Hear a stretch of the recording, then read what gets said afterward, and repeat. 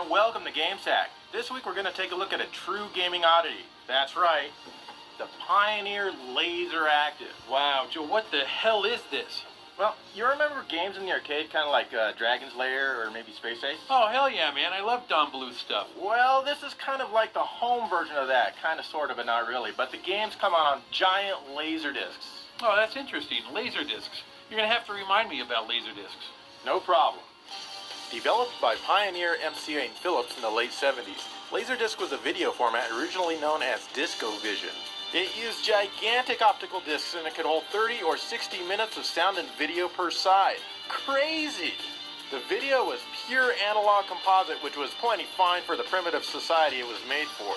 Movies had to be split over 2 or more sides and sometimes even more than 2 discs. Later model Laserdisc players switched sides automatically, but there was still an interruption. Eventually, digital sound was added to Laserdisc, and later than that, 5.1 sound came in the form of Dolby Digital and DTS. The discs themselves were fairly expensive, and it was a fairly niche format. As a home video format, it eventually failed shortly after DVD was introduced. Pioneer Laserdisc. It's the best show in town. Is it really? I think that must be a crappy town then, Joe. Anyways, so the Laseractive is basically heaven for gamers who love full motion video then, huh? Yeah, more or less, I suppose. And now let's take a closer look at the system itself. The Laseractive comes in the form of the Pioneer CLD A100 Laserdisc player. Back when it was introduced, it cost over $900. But that's not all. In order to play Laseractive games, you needed to have what's known as a pack. There was a Sega pack and there was an NEC pack. These modules would plug into the slot on the Laserdisc player itself.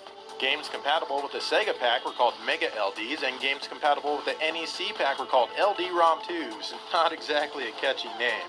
Now, these games wouldn't run unless you had the appropriate pack plugged in, and each pack cost upwards of $600 at the time, except for this karaoke pack, which, as you can see, costs $29 at a thrift store.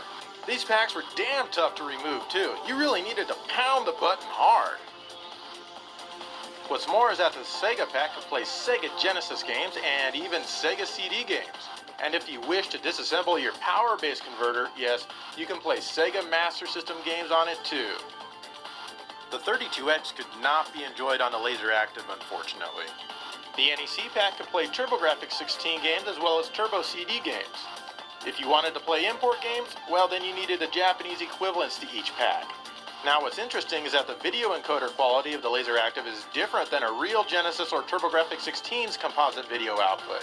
Notice here the composite video output of my real Genesis Model 1, the rainbow stripes and the waterfall as Sonic moves around. On the Laseractive, the rainbows are gone and the composite video is much better quality. On a real TurboGrafx 16, notice how the background shimmers when I move up and down this rope. On a Laseractive, this doesn't happen at all.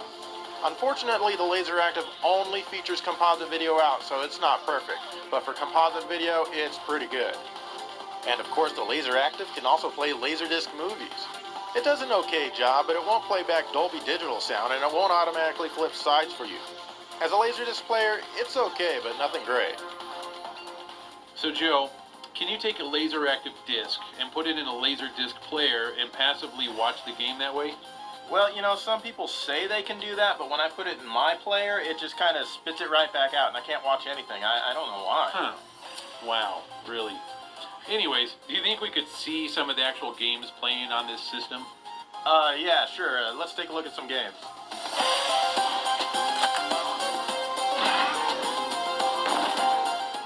First up is Space Berserker on the Mega LD. This game is incredibly unique because it has full motion video backgrounds and you have a crosshair to shoot your enemies pasted on top of it. Basically, your main goal is to shoot the enemy shots to defend yourself. Your secondary objective is to shoot down the enemies if you find the time. Wow, this seems exciting. You bet it is. This is what the Laseractive is all about.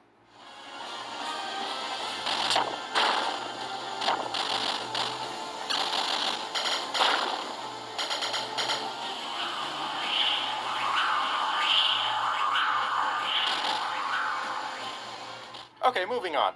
Here we have Pyramid Patrol for the Mega LD. It turns out there's a pyramid on Mars and we have to blow it up. We don't like other planets having pyramids. Ooh, just the thought of another planet having a pyramid pisses me off. That's right, we can't have that. Anyway, this game is really unique. You see, it has a full motion video background and you have a crosshair on top of the video to defend yourself and to shoot enemies. Wow, that sounds exciting. You bet it is. This is what the laseractive is all about.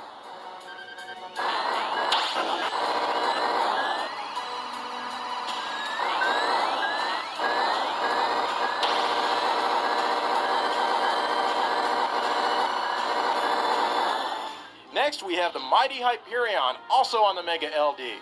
This game is unique because it has a full motion video background and you have a crosshair on top of that to shoot down enemies as you fly around.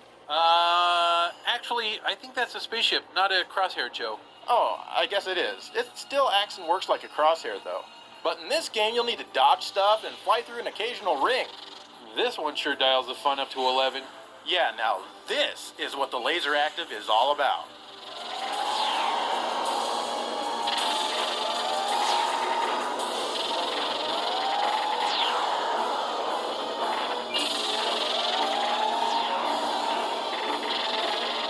Well, let's take a look at Vadra, this time on the LD-ROM 2.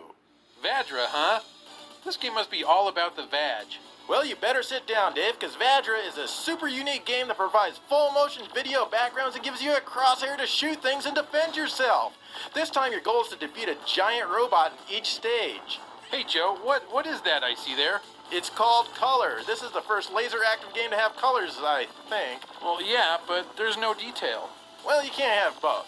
Still, this game is my favorite of the Crosshair games, and I really like the music. It sounds like Grazan Bar 2 on the PC Engine CD. Too bad there's no sound test, though.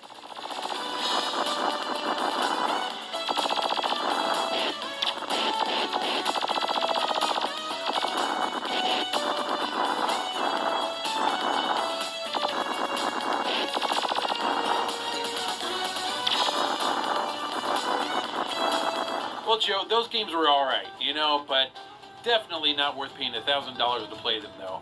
So, where is Dragon's Lair? Yeah, unfortunately, Dragon's Lair and games like that were never released on the Laseractive. No Dragon's Lair? No. No Don Bluth? I am out of here, man. No. Sit and stay. I can show you a game similar to Dragon's Lair and a few other good games if you like. Okay. Show them to me.